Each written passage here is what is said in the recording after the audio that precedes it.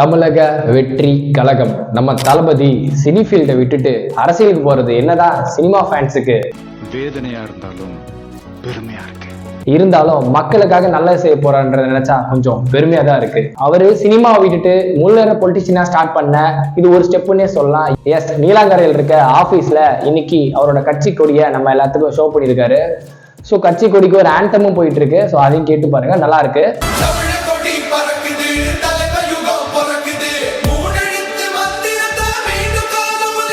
இந்த கொடி எதை மீன் பண்ணுது பாத்தீங்கன்னா எலிஃபண்ட்டையும் பிளஸ் சென்டர்ல வந்து அந்த ஒரு வாகை மலர், ஸோ அதையும் தான் மென்ஷன் பண்ணுது.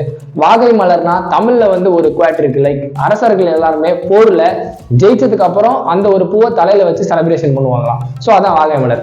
ஸோ அதே மாதிரி எலிஃபண்ட் வந்து எதை குறிக்குதுன்னா ஒரு லாயல், ஒரு யூனிட்டி, ஒரு ஒற்றுமை பேஸ்ல நம்ம உண்மையா இருப்போம் அப்படின்ற கான்செப்டே குறிக்குது. இப்ப கூட வயநாட்டுல அந்த பாட்டி, அந்த சாமி, அந்த யானை எப்படி பாத்துக்குச்சு அப்படின்றது நீங்களே வீடியோஸ் பார்த்திருப்பீங்க.